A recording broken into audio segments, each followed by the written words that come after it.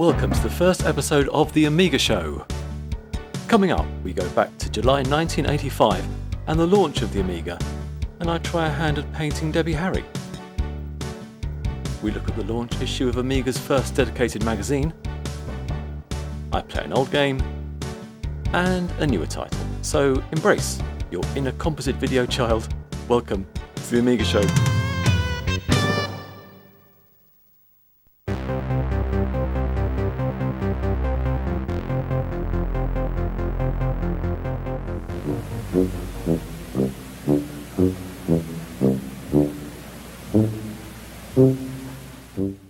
It's July the 23rd, 1985, and at a spectacular launch event in the Lincoln Center in New York, Commodore presents its new $1,300 baby to the world.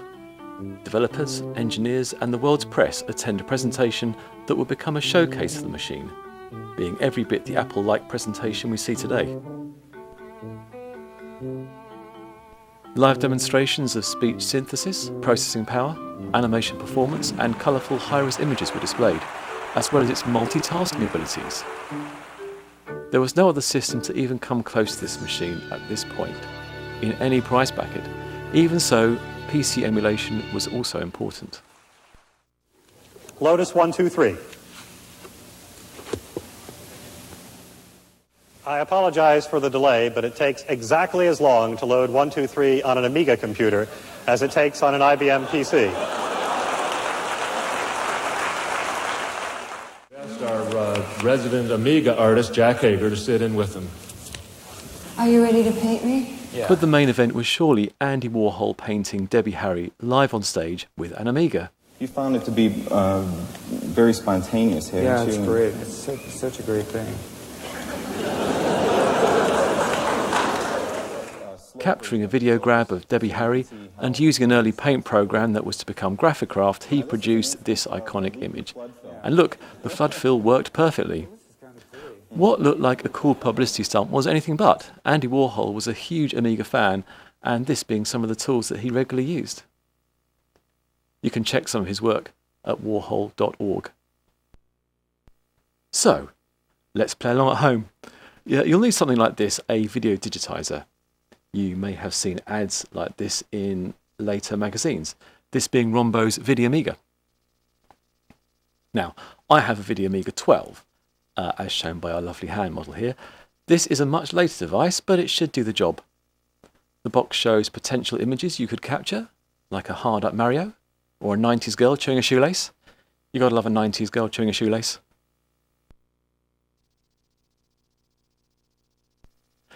The unit plugs into the parallel port of my Amiga, getting its power from the disk drive port, not forgetting the video cable, which I nearly did.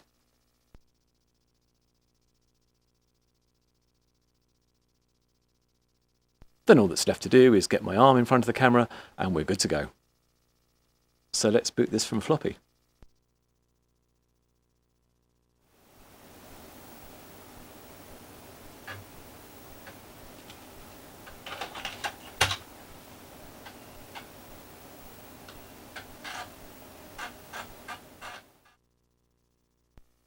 Eventually we're presented with this menu screen where we can set up the captured image format. This is a bit academic, as the day before recording this device actually broke and colour capture stopped working, so this will be mono anyway, but that's okay. That's all we need. So here we are, back at the Lincoln Center, and although the video doesn't show the exact image that was taken, we can grab something close. So I'm just going to try and do this on the fly, something like this.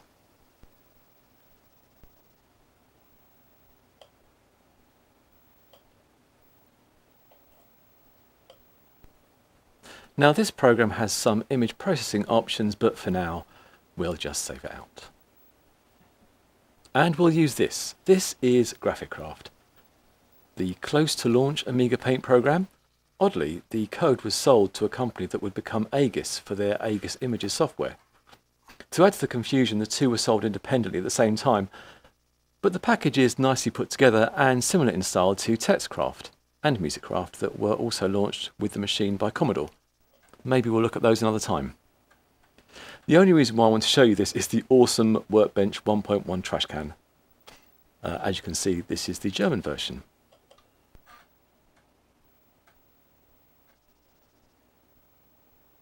And here we are. The menus are what you'd expect, except there's a fun paw print brush, presumably courtesy of Mitchie, J Miner's dog.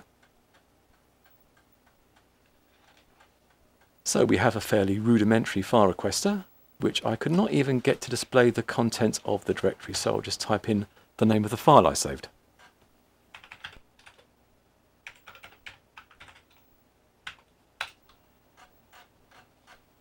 And it starts to load, and takes an age in doing so. I'll speed this up for you. Not sure why this takes quite so long.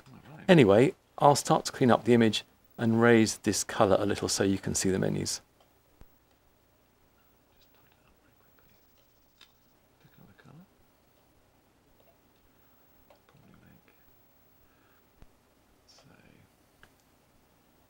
I'll choose a really bright yellow for this right side, as did Mr. Warhol, and try the flood fill for myself, which it completes very well with accuracy and speed.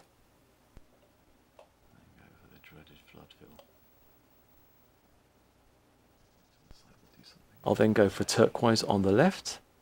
So to speed this up a little bit, I chose some smaller graduations within the 16 shades to give a false colour effect.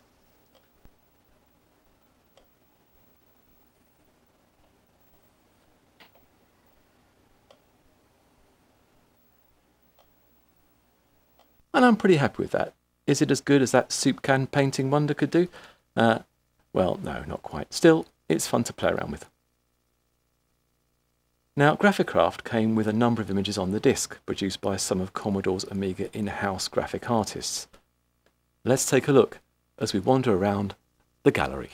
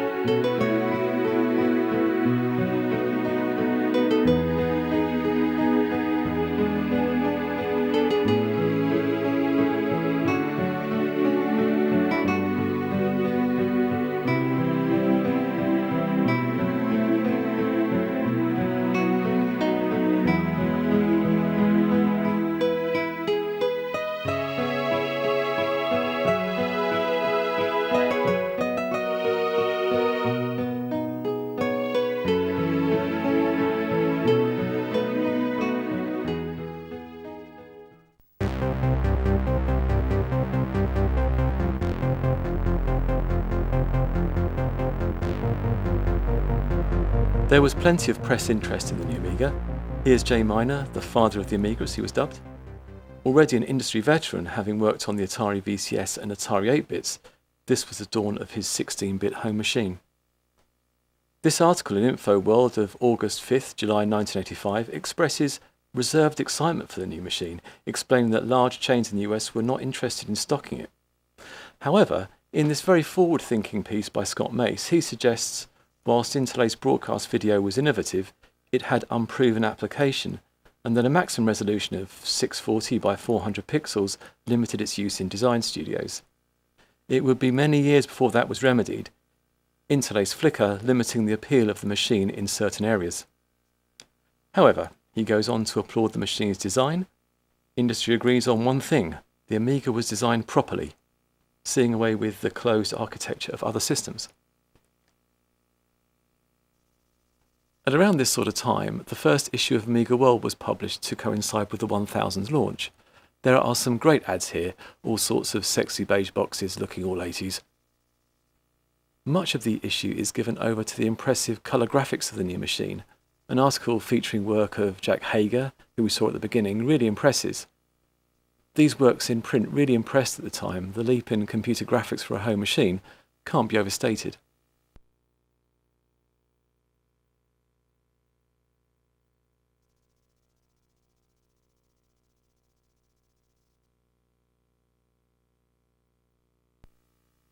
The ink must have been wet on Commodore Amiga's contract with Activision hedging its bets on the outcome. There's an interview with the team at EA, or Electronic Arts, whoever they are, with a certain Dan Silver of Deluxe Paint fame lurking in the background. There's also a nice full-page ad with a relaxed Trip Hawkins as he shows the upcoming lineup of Amiga games. Some classics there, Marble Madness standing out. The software we're developing for Amigas will blow your socks off. Nobody's socks are safe, not even Mindscape's. Lots of sock blowing all round. However, this is serious stuff. Borland reminding us this is also a serious business machine. There's a good in-depth article about the new Amiga with some nice photos, plenty of eye candy as we wait impatiently for the delivery of our new 1000.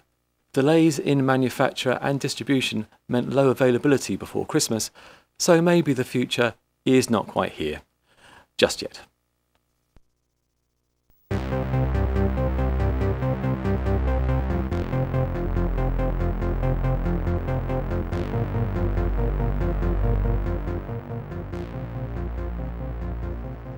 This is Mindwalker by Bill Williams of Synapse fame.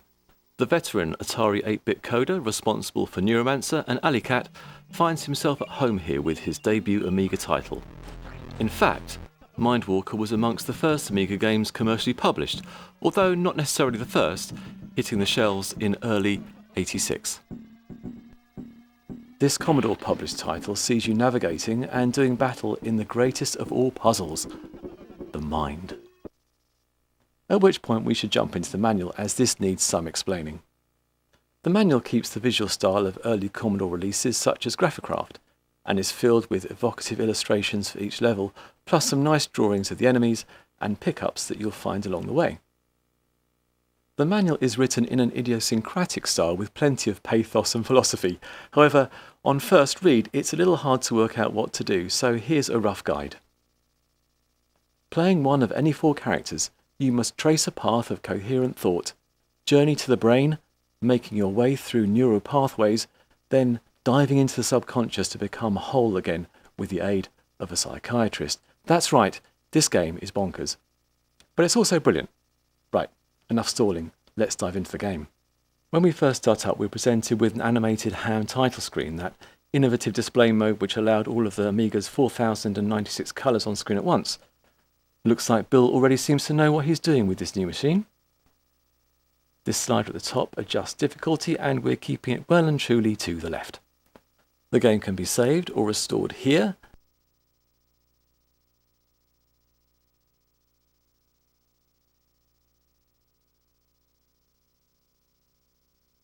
And there's a high score table. 4 presets give us 4 different maps to play with, or a newly generated map. To keep this simple, I'm sticking to preset 1. So here we are in this 3D terrain with one of our 4 characters, in this case the wizard. At this star, or square of crystallized thought as the manual would have it, we can leave a trail as we walk, but only on certain squares. Now we can change our view at the top here using the compass points.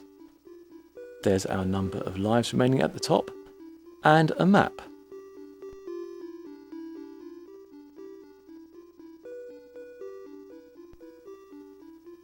This flashing square shows the current screen, but we can fill in the whole map, which we'll need to do to plot our course.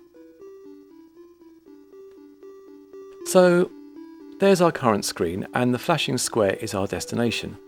Notice the map is broken into different areas, which relate to each character's ability to leave a trail on that part of the map.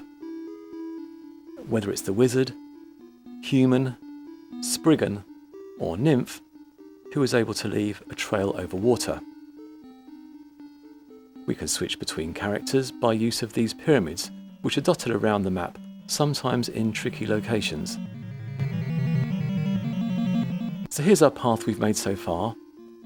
These, by the way, are other crystals or start points, and will reset our path if we walk over them, so just be careful there.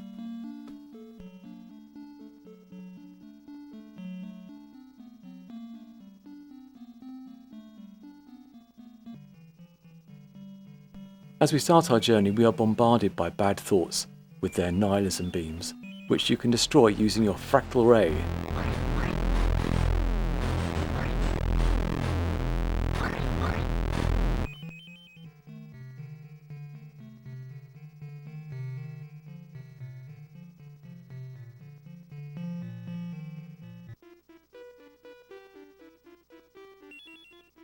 Now the first thing that hits you is the amazing stereo audio which pans with your ray. Clever stuff. In fact, the audio for this game is very impressive, giving a synth-like soundscape. But as we'll see, the game uses audio to even greater extent to aid you in your quest. We're very close to our destination and just need to walk to the flashing square to complete our path. Sorry for it being a little bit out of view, I just panicked.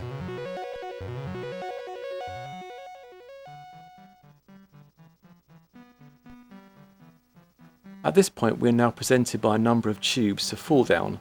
I'll just take the nearest here. So we're now falling down a tube, and as Shaking Stevens once sang, what's behind the green door? Let's find out.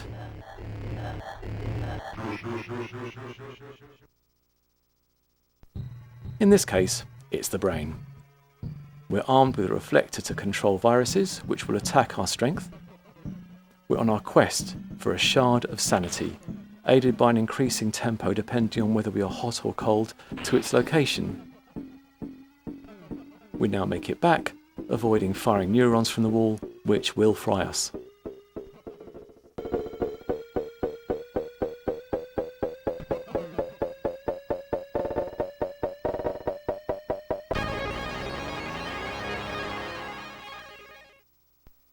Having made it back to the tube, we are in the subconscious. Here we begin to complete the puzzle of our mind. Red not being a great colour for composite video, sorry about that. There are a number of tiles we can move to complete the seemingly random colour cycling picture, but which will be revealed when completed. If we need help, we can tap on the pipe of Uncle Sigmund, who will position a piece for us, but at a cost. As the manual says, therapy has a price, as you watch your self-development bonus shrink. The more difficult requests require more careful timing, but cost less. Once successful, we are shown a slightly disturbing cartoon, and we start all over again, and it's off to find 3 further ideas, more immediately, another crystal. Now I'm just going to wander over to a new area and see what there is. As you can see on the map, there is a clear divide, so we need to look out for a new crystal, so on we go.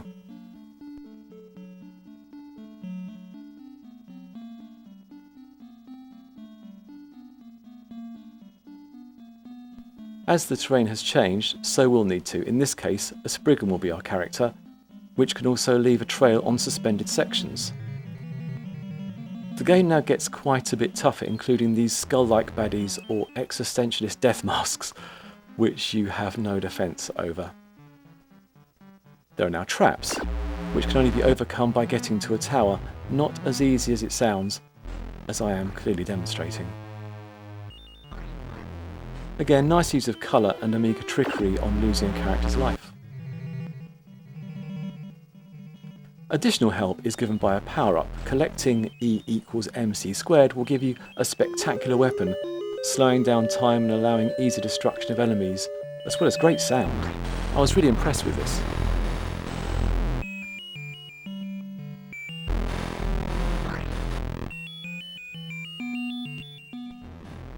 Now, I didn't get to the end of the game and complete all 4 puzzles, I only managed 3, but I am tempted to keep trying. There's a lot to like here. I enjoyed the philosophical nature of the game, exploring the idea of mental process as a game mechanic. Like a good many early games, this very much feels like an 8-bit, 16-bit crossover title. It may even have its roots in a design for an Atari 800 game. However, the game has a real 16-bit flourish, showing some new tricks, which actually have an impact on gameplay, in a way that many titles would fail to achieve. This is a confident game, pushing the Amiga around in interesting ways. The animation is smooth, controls snappy, a real technical achievement for the time, plus it's also bizarrely system legal, showing sprites on public screens, not something you often see. Not that Mindwalker is perfect, repeated deaths are frustrating, and cruelly placed pyramids can add to the frustration. However, it has an inventive play mechanic from a time when developers could tread new ground. The fact that this game looks and sounds this good, running on a system with just 256k, is a triumph to Bill Williams' creativity and programming know-how, and surely in late 1985 was a showpiece for the new machine.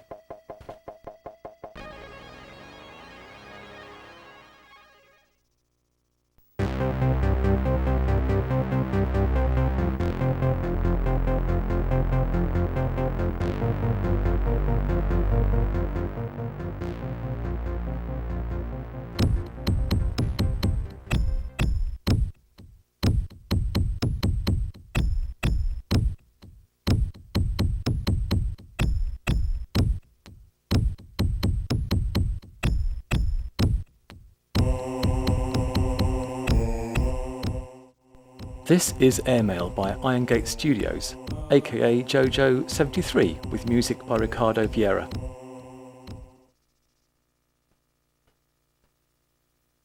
You play an Airmail pilot, retrieving his lost letters and parcels after a crash landing in the jungle and set across 5 stages. In doing so, you come across various indigenous enemies, from natives to animals, all hell-bent on your destruction. As you can see, the game looks great. JoJo 73's artwork really shining here, even in composite video. Although quite sluggish to play due to the backbone engine being used, the art style lifts this game to a point where visually it's a match for any commercial title. Action is kept simple with few enemies on screen at once, which is fine by me as attacks are often fatal. Any thoughts of cultural insensitivity are quickly lost as you are chased down by enemies trying their hardest to end your game. This one being particularly persistent. As we find our first letter, we can take in some of the game's nice atmospherics.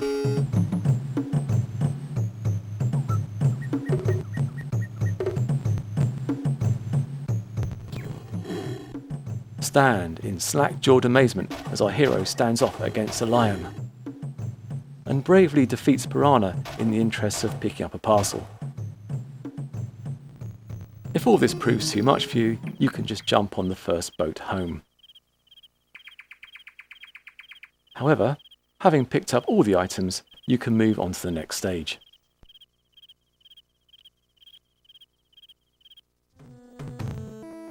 The music in the game is nice too, although the sound effects are sometimes a little out of place. All the levels are designed really well and full of surprises.